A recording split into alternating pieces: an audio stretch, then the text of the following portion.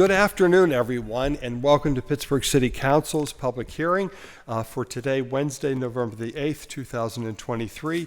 As it relates to Bill 2061, we'll begin by asking Madam Clerk if she would please read the purpose of the bill. Bill 2061, resolution requesting the approval of an intermunicipal transfer of a liquor license from the Wilbur Inc., located at 3058 Washington Pike, Bridgeville, PA, to the applicant, Games and Axes, LLC, located at 2010 Josephine Street, pursuant to the amended Pennsylvania Liquor Code. Okay, Madam Clerk, thank you so very much.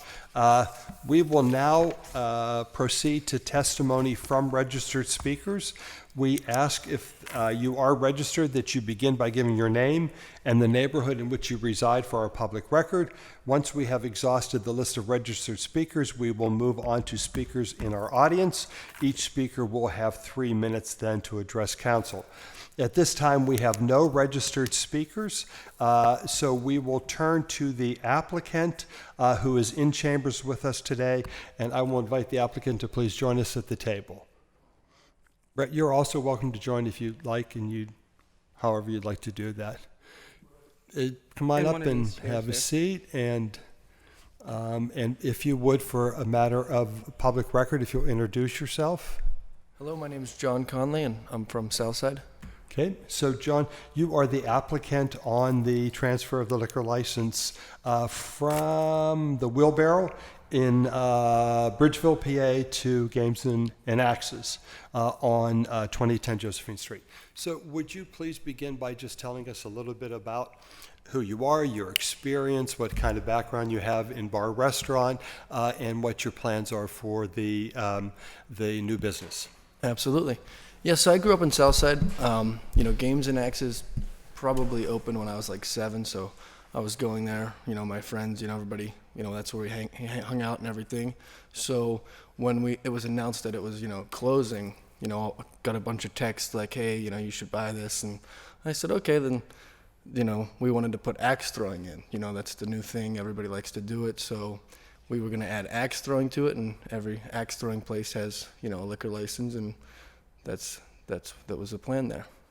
So can you speak a little bit to the experience that you have up to date with food, beverage, and bar restaurant business? Yes. So my family has, my mother is Stephanie Chupka. She owns Chupka's. I've lived 1 block away from there, and I've been around it my entire life. So I guess I'm trying to get a little more into your hands-on experience with having operated alcohol license. Have you operated an alcohol license previously? Oh, absolutely. Yes, I have other locations. More of them are local establishments. This is more of my, biggest asset purchase. There's a lot of, money deployed, and it's going to be a big arcade, and, it's not like a local bar like the other ones that I operate. So you have other liquor licenses in your name then that you are owner of and operator of? Correct, yes. Okay. Are you able to tell us where those are? I have Carrick Inn in Carrick. I mean, I have like 10 or so. That's okay. Would be interested in knowing. Good Time Bar in Millville. I have Pelican Landing in Conneaut Lake. Fat Boys in Conneautville.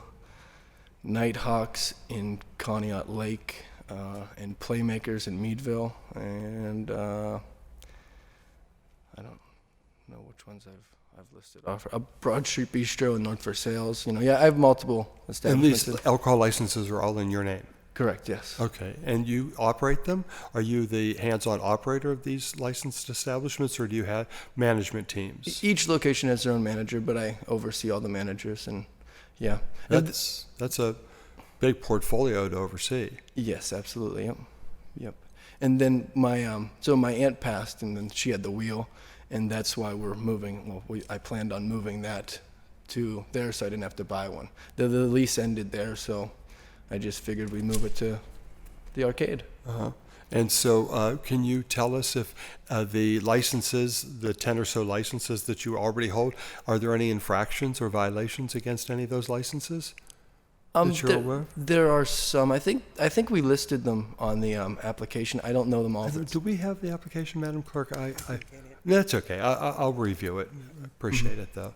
But yeah, there was, there's, I mean, I don't know them all, but there's, like, didn't do ramp on time, certain things that, one, unfortunately, there was, an underage at a place, the lady didn't card. It was an LCB agent, didn't card, and, we tell them to card. We even have the scanners there, but the lady, bartending just didn't do it, just, stuff that most other establishments, come across them from time to time, but it's not ideal. Yes, I mean, there's a method to the madness of wanting to ask you these questions. I mean, I'm sure you know that local news likes to report frequently on alcohol licenses that exist in the South Side that don't necessarily perhaps keep their end of the bargain, and operate in ways that are not constructive, if you will. And so we want to be mindful of a new license coming in. If I understand correctly, the Games in that has never held an alcohol license before, right? It was always It was BYOB. BYOB. Correct. Yeah. Yeah, and I actually thought of the idea. So, basically, my target audience is like a Coupe de Ville and a Pins. Which Pins is in the South Side. It's it's going to be probably higher end draft beers. And stuff like that. It won't be as expensive as Pins, but that's the crowd. Young professionals, college kids. That's the crowd we're going for, and I think. I mean, I'm going to go there. I live there, so. So the business is destination oriented. It's not necessarily a local audience that you're pulling from, but there's a lot of, college. The Duquesne students. I went to Duquesne also. All the Duquesne students are there. The Walnut Capital is buying that hospital there. They're putting young professionals in that building.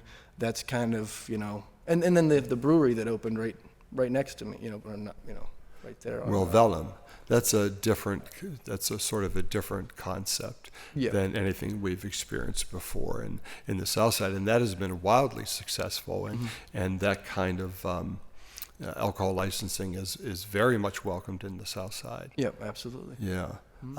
So the question I get from constituency more than anything else is how you plan to transport and or park your customer. I'm familiar, and most people are familiar, in whether you live in the slopes or the flats, with Games in that and its location on Josephine Street. There's a small lot next door to the building. It might house about 6 cars or so, maybe, on a good day. But beyond that, all parking is on street. So the northern side of Josephine Street, for the entirety of its length, there's no parking on the northern side, only parking on the southern side of Josephine. So where and how do you plan to park your destination customer when you can't offer parking?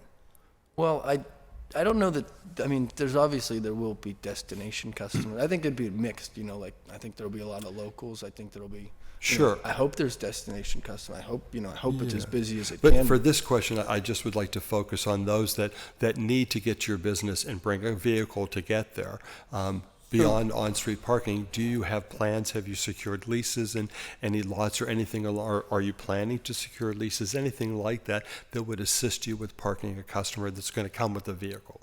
I felt that there was a substantial. It's operated before. There's I've been there with 100 people inside the location for a birthday party 10 years ago. There was and parking was always. So again, I don't mean to be difficult, but the past is the past. You're the applicant here today. I need to know, you'll be the operator and owner of the license, and I'd like to know what your thoughts are or what plans you may have in place to secure parking that could become necessary. So have none? Yeah, I don't. So there's 10 spots there, and then or something plus the 7 or 8 on the street right in front of there. And the other lot across the street, he used to have an arrangement with him, and people used to park towards the train tracks. Where you mean on the railroad there? Where the car lot or car repair shop is. Yeah. So yeah. Do you have such an arrangement with them? I did not. I didn't make an arrangement yet, but I was, I was thinking about it. Yeah, certainly. Okay. But and not to avoid the question, but I go to Mario's and. There's 400 people in Mario's, and there's no parking in front of Mario's, but but the people are there. No, but there are 676 metered spaces within the business district where people have choices to park legally, and contribute in a contributing fashion and park legally. My one concern that's been brought to me by several residents is the drain on public safety services should people begin parking on that northern side of Josephine, which is clearly clearly signed no parking. And if people do begin parking there, then again, it's a drain on public safety services to come down there and to clear it out. And if that starts happening on a regular basis, that is just not a good use of public safety resources, especially in this day and age. Correct. Yeah. If anybody ever parks there, obviously, we would, we'd just tell them inside the location, like, hey, you're not allowed to park there, and then move on. We'll definitely work with, everybody to make sure that nothing is done improperly. So can you tell us a little bit about the business model, what it looks like, your hours of operation, days of operation? Yeah, I was thinking like probably 4 to 12, like Tuesday through Friday, and then the weekends, open up, for, kids. I mean, it's an arcade. There's the duck pin bowling upstairs, pool tables, air hockey, pinball. So there's still room for, children's birthday parties and stuff, So we definitely want to open up early on the weekends, and then, probably right before work ends, 4 o'clock on weekdays. And open till midnight on weekdays? Yeah, Yeah. Yes, midnight would be the plan, yeah. We're in a semi-legal proceeding here. Oh, so I it would be apologize. very helpful to understand definitively what your business model is and how you plan to implement it. To help council make the decision as to whether or not to approve the transfer of the license. Okay, I apologize. I didn't mean to not answer. Like 4 to midnight. Yeah, 4 to 12, like weekdays, and then weekends would be 11 to 12. You're planning to close at 12 every day of the week? I don't. Yeah, I believe there's the Axe locations. That's just a yes or a no. Yes. Yes. So your plan on public record is to shutter the business at midnight Tuesday through Sunday. That is definitely my plan. Yes. Okay. No, just on public record, if I let's just say it's busy.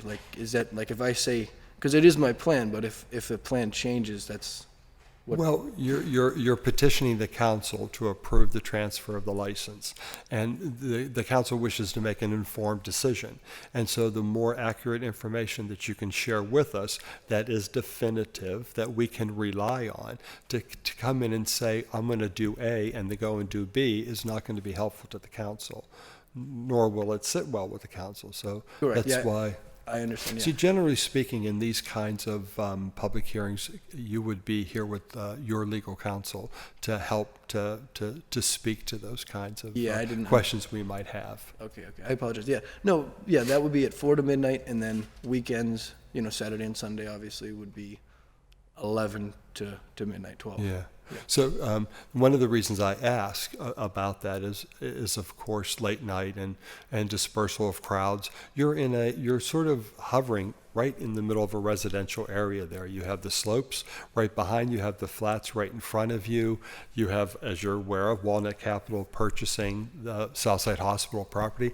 That is going to be about an $800 to $900 million investment that they'll be making there. I don't think anybody that is going to be buying those homes are going to want to be disrupted at 3:30 or 4 o'clock in the morning by unruly crowds that are leaving a disruptive alcohol license. So the questions that I ask you are not personal in nature. They're to have a better understanding of how you wish to operate the business and how it may have long-term impact as we get down the road.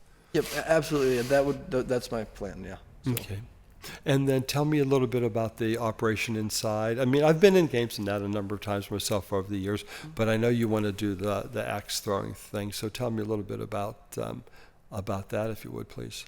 Yeah, so I did it, right around COVID, and then right after that, that place was, they told us they were closing, and I got all those messages, and I said, I don't think it could make money just as an arcade. It wouldn't make sense to purchase it, but if I could get the axe throwing in there, and then bring a liquor license in, just like Lumberjacks which is they have one in Cranberry, they have one in Lawrenceville, or Millville, I should say, and we just figured to put that in. And How does it work? the axe throwing. So they come in. There's lanes. They can come in, they throw, and there's about 8 lanes or so. They pay, $20-25 a person or whatever, and they throw for a couple hours, and then they can walk around the arcade. All the equipment in there is free. So any other games would be like, I don't know, $5 for 2 hours or something. So they can walk around, play free pool, for free Pac-Man, free pinball, throughout the rest of the estate. Everything else stayed the same except the party rooms. Okay. Axe lanes. So the alcohol license that you're petitioning is a full-service license, correct? It's not just a beer license, but it's full-service alcohol license. Correct, yes. Right. Would you be willing to submit to the clerk's office the number of the establishments that you actually have alcohol licenses with in your name at this time? Yeah, and absolutely. that would be helpful for us to understand. Yep. What, I apologize. I thought we did that. is that part of the That's application? what Ben? I'm texting them to get it now. Okay, Yeah. that's okay. I don't need it at this moment in time, but it was something that we'd all like to review, just to know that the licenses that you presently have in your name, and that everything's in good standing, and that which you seem to be a responsible operator. I'm not Yep. saying you're not in any way, but it's the council will want to do their research. Yep, I understand it. On that. But yeah, they're in there. That was in the packet that we Okay. filled out. Yeah. That would be helpful. Is there anything that I might not have asked you that you'd like to offer up? Because members, even though members may not be in attendance, they're going to view this. Okay. Yeah, no, I lived there my whole life. The place was going to close. It's been a South Side, not like staple, but basically. A long time. Yeah, 20 years. And I just wanted to keep it alive, and I come up with an idea that made sense for me and to do it, and then we just I just decided to purchase it and bring the license and put the axe throwing in, and get it moving. And about your operation there, do you plan to be a hands-on? Do you plan to do management? Do you plan to hire a manager? I'll certainly hire a manager, but with being living 8 blocks away, that will definitely be the most hands-on. Like, that will be the one that I hang out. I have, let's say 10 licenses. I don't hang out at any of those establishments. I will hang out at this one. My friends are from the area. South Hills. I went to Seton LaSalle. I went to Duquesne. So that will be where I hang out personally. I would be disingenuous to not offer up that the fact that you run 10 establishments already is a little bit of concern to me. I think it's also a positive, please don't get me wrong, in that you have more experience than I might have thought. But that's a big portfolio to manage. Yep. And to add another one to it, we just want, what I have learned over the years is that it is not the alcohol license that is inherently bad. The license is just a license. It's the operation of the license determines whether it is contributing in nature or troubling in nature. So on the South Side aspect, that's where I also go out. I go to Mario's, Carson City, and I've seen, obviously everybody's seen. There's just been shootings and that's definitely I'm not happy with that. I see a lot of people going to North Shore. I see it. And that's not my definitely not my intentions, and I wouldn't let that happen. To my spot. There wouldn't be any issues there for sure. And if you'd offer up for the edification of the council, the kinds of policies or practices or procedures you'd have in place to ensure that your license is operated in a contributing way, So such as ramp certification or security or... yeah, so everybody will be ramp. We have the ID scanner, so we scan everybody's ID. There won't be any underagers coming into the location. Crowds. It'll be like just there's a lot of things that you can do to just control. That's why I asked the question. What are those Yeah, things? I'm giving the broad instead of specific, but it's hard to say specifically, but I just, Well, you run 10 establishments. I would think you would readily have, yes, these are the policies, practices, and procedures that are in place to ensure that my license operates in a contributing manner. as long as everybody, there's, obviously you have a barred list, if there's any any bad actors that come in or cause problems other places, you just don't allow those people into the location, So let's focus on that one for a while. When they're inside the establishment, they're your problem. When they're outside the establishment, they become my problem. Because we, as elected officials in dealing with public safety officials, have to manage the public space, right? So that doesn't necessarily give me comfort. That if you bar someone and you kick them out, that hasn't universally solve the problem. Then they're in the public space around your establishment, and law enforcement has to deal with them. So I guess what I'm offering up is that I would think that the operation of the license and the customer that you attract is going to determine whether you have problems or not. Correct. I understand. Yeah. So definitely, like when you're saying that, like if you throw somebody out, like the LCB has a lot of systems in place that once you're REMP certified, if there's ever a dispute, you let, not that there's gonna, whatever, like, I go to Mario's, there's not many disputes there, it's a different, that crowd is the crowd that I'm going for. It might, but anyway, whenever there's a dispute or anything like that, you always take the aggressor, and you try to have, we separate them, because disputes do happen at bars, regardless of, I can do everything. Obviously, over-serving patrons is not something that's going to happen. One, I don't want, somebody to go home and die, drive, drunk drive, get a DUI, or kill somebody. That's not something that, anybody wants to happen. So you just, you make sure nobody gets over-served, and Thank you, no Madam problems. No, I appreciate your willingness to engage, and I really appreciate your willingness to answer questions and engage in conversation with me. And so far, I like what I'm hearing. I don't have anything to base a negative reaction at all. The only, I guess, which maybe is a little bit unfair to you, is I have this rich history of having had bad experiences with alcohol licenses along the East Carson Street corridor, or throughout the South Side in general. And we so want those days to be behind us. That is not the monogram we wish to have associated with the South Side. And again, I'll just stress the point. If there's anything I've learned over the years, the license inherently is not bad. The license is just a license. It's how the owner and operator chooses to operate the license that makes it either a contributing resource to the neighborhood or something that becomes problematic for law enforcement. And this time, you're a bright, articulate, intelligent young man.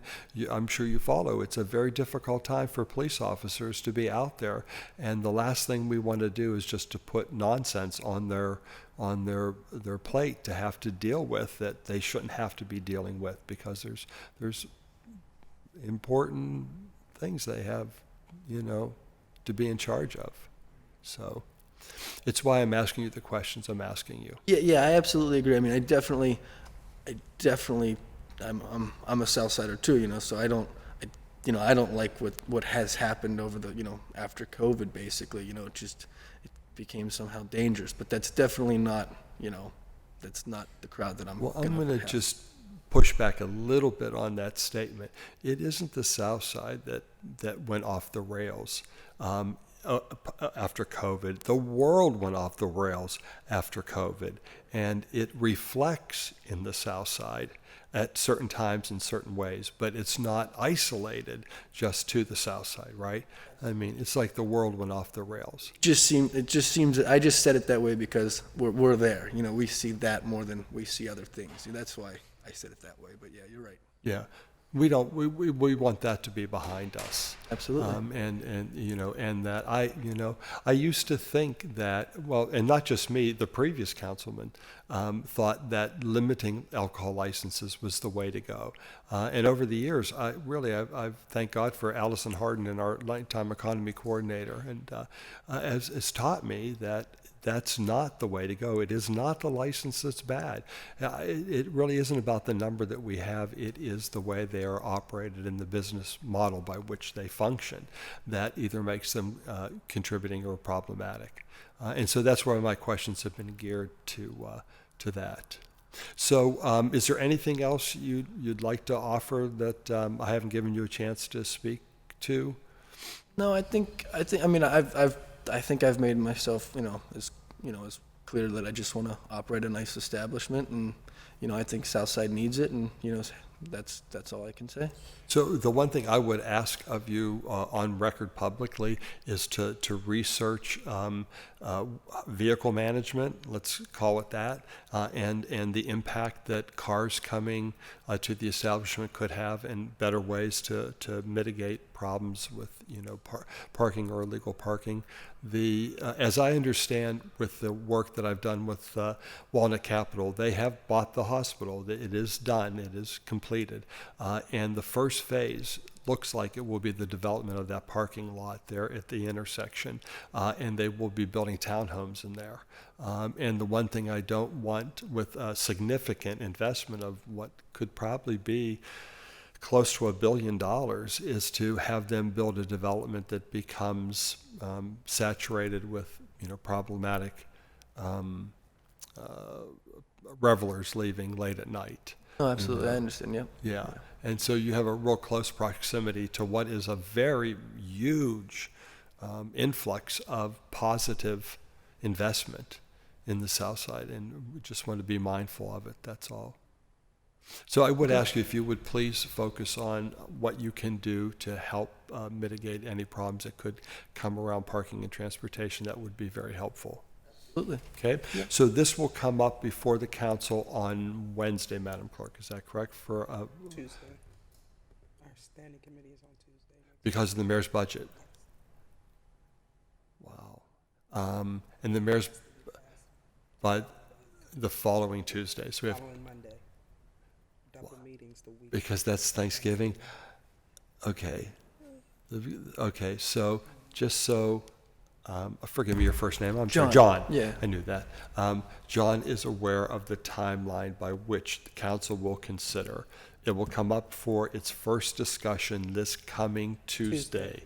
Yes, November 14th. November 14th at 10 a.m. or Yes. 10 a.m. Because Monday with the mayor's address, we'll go into our regular meeting. Okay. Correct.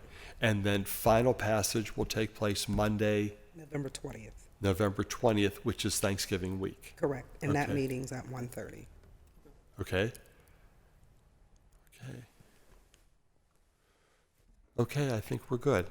You're good? Absolutely. Okay, I really appreciate you. Thank you very much for being here and being helpful in answering all of our questions. I appreciate it. Absolutely. Thank you. Okay, so Madam Clerk, what do I need to do? Just recess, huh? That's what you're going to do is recess. I don't know. No, I'm gonna. Just convene. You can adjourn. We're going to adjourn the public hearing. I don't have to worry about that, and it'll go on the standing committee agenda for that. Okay. All right. So with this, then we're recessed.